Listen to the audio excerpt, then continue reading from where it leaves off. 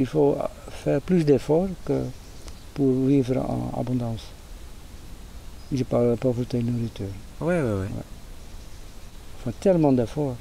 Même le moindre petit jardin, les gens ils ont acheté une motoculture pour labourer le sol, pour tuer le sol. Alors, on a survécu des millions d'années sans truc spécial. On vivait avec la nature. Abondance, la nature c'est abondance.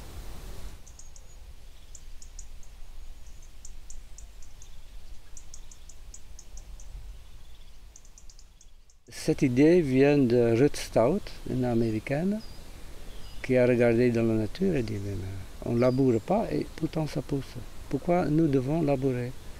Elle a dit que je vois que la nature couvre le sol.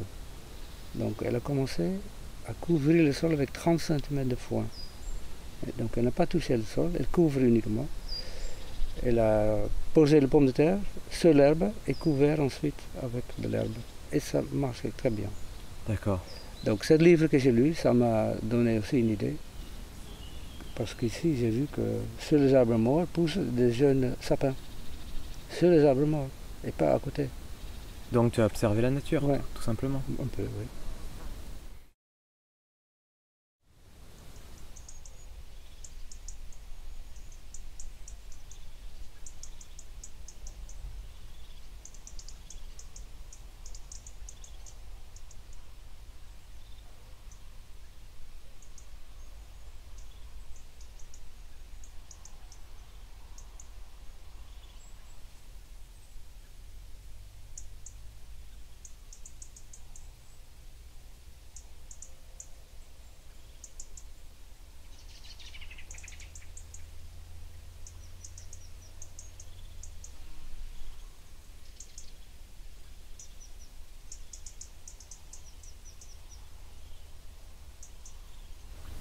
Mais j'imagine que dans la forêt de Vierge, je ne suis jamais allé, ça se passe comme ça.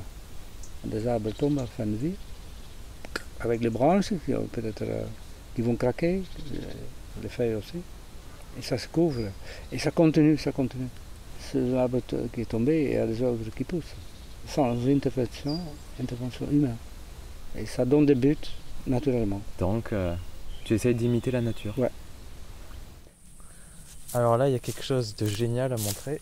C'est ces artichauts, les petits artichauts qui font, je sais pas, 1 mètre, 1,20 m, qui sont plantés dans la terre qui n'a pas été travaillée.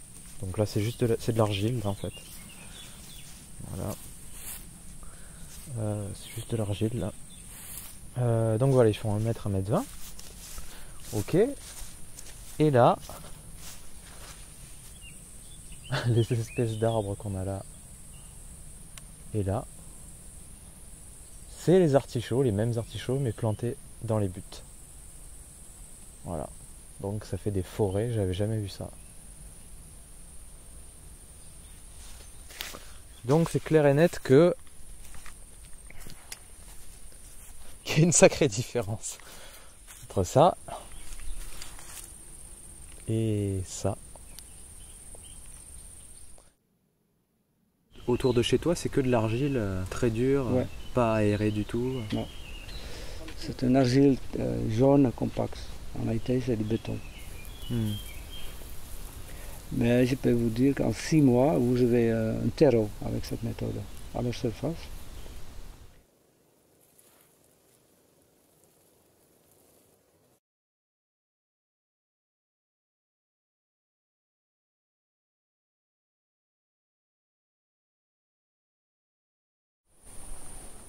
Les buts sont remplis avec du bois qui sont les réserves d'eau.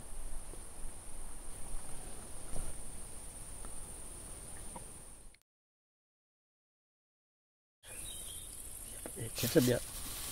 Donc entre 30 et 20 cm. Regarde l'humidité. Et là, il faut pas qu'on les arrose, vu qu'on les a plantés ce matin? Non, parce que la terre est humide. D'accord. Sous la couverture, c'est humide.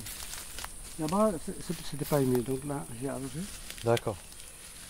Là-bas, C'est le seul moment où tu peux arroser, c'est quand on repique. Et pas toujours. quand tu repiques si c'est un peu sec. Ouais. Waouh! Elle est énorme celle-là.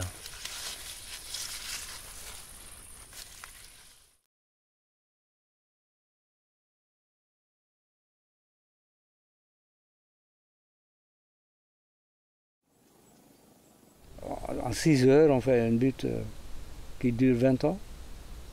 Donc tu n'as pas besoin de remplacer le tronc et de refaire toute la Non, butte non, non, non, avant 20 ans.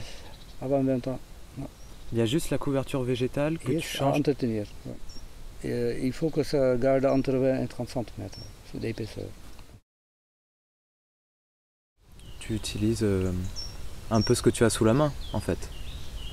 Tout. Voilà, tout. Tout. Pas d'exception. Des branches et des feuilles dans la forêt, sur le chemin, tout.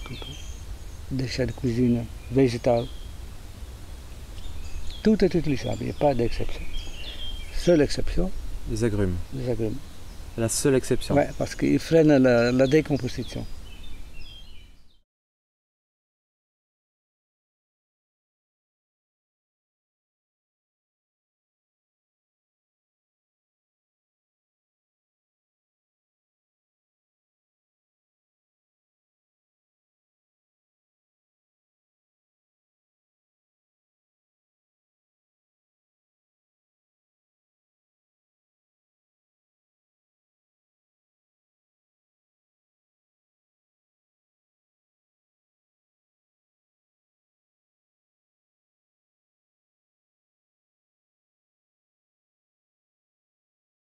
Le compost, tu me disais que c'est pas bon. c'est pas bon parce que avec la chaleur que ça provoque, ça cuit tout. Ça Oui, tue ça tout. cuit tout. On dit c'est le but aussi parce qu'on ne veut pas la mauvaise graine dedans et les maladies. Donc il faut vraiment faire le compost qui chauffe pour éliminer toute la vie. Ben, justement, on a besoin de la vie dans le jardin. C'est vrai que les racines trouvent la légèreté et une certaine nourriture, mais vous devez toujours recommencer à faire du compost. Mais on peut mieux le donner directement à la terre. Quelque chose de vivant. Ouais. Et ça reste vivant. Et ça se décompose très lentement en donnant un tout petit chaleur, mais utilisable. Avec un tas de compost, la chaleur, ça va dans le ciel. C'est perdu. C'est aussi pour les arbres qui sont enterrés, ça se décompose très lentement. Pendant 20 ans. Pendant 20 ans, tu as une petite chaleur de plus. Mais les vers de terre qui sont mes travailleurs, souterrains, des petits vers tout petits, c'est eux qui font mon travail. Hein. Je n'ai pas de labourer, c'est eux qui le font pour moi. Ils n'ont rien mangé avec le compost, rien. Ils vont mourir dans le compost. C'est déjà digéré. Et ouais. Donc eux, ils ont besoin de matière non décomposée. Vraiment de la matière organique qui Oui, vont... du bois pur. Et ensuite, c'est eux qui vont fertiliser le sol et travailler le sol. Ils vont faire de l'air dedans.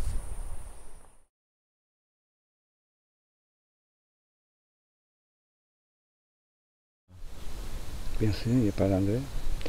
Pas d'engrais chimique, pas de fumier. Aucun traitement, rien.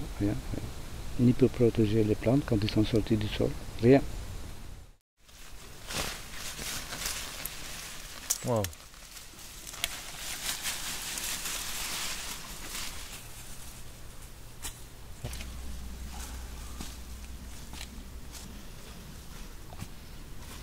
Oui, il y a beaucoup d'autres, mais je les garde. Sinon, je vais casser les poireaux. Ok, donc tu les laisses.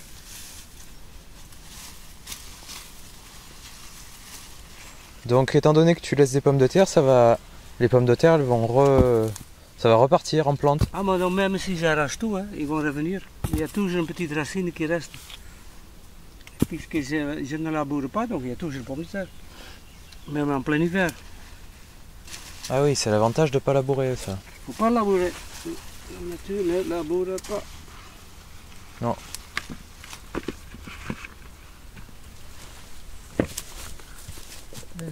Les hommes ont inventé le labour. Les hommes ont inventé le... Le labour, c'est la déclaration de la guerre à la terre, et ils ont inventé la guerre entre eux-mêmes.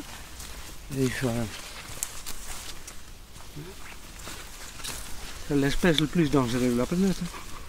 L'homme.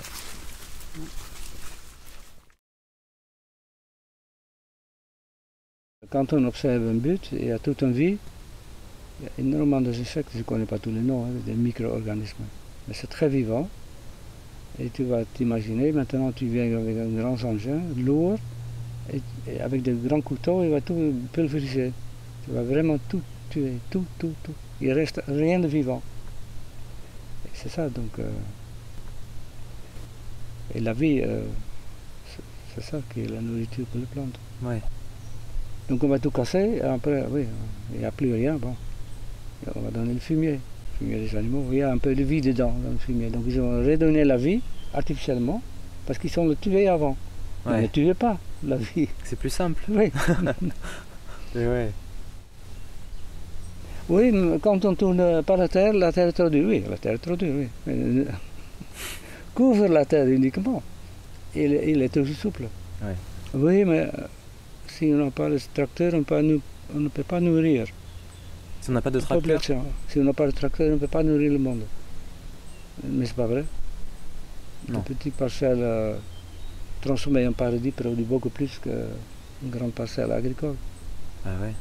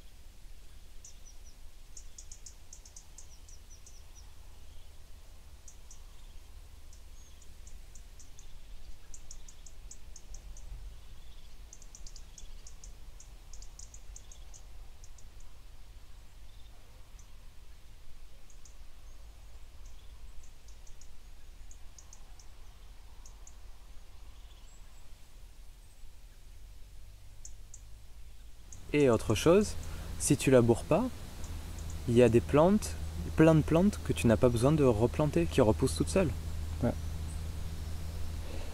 Il y a des poireaux qui reviennent, il y a des betteraves rouges qui reviennent tout seuls. Les pommes de terre. Les cassis, pommes de terre. Ouais. Les carottes, c'est très difficile. Parce que si ça redonne, c'est toujours mélangé avec la carotte sauvage. Hmm. Donc il est difficile à manger. Il devient trop dur. Et le potimarron, il vient tout seul. Courgettes, Ça revient tout seul. radis noirs, radis, salade, pratiquement tout. Donc si tu sèmes rien dans ton jardin, l'année prochaine, Il y a Tu toujours quelque chose à manger. en automne, hiver, au printemps, comment tu te nourris?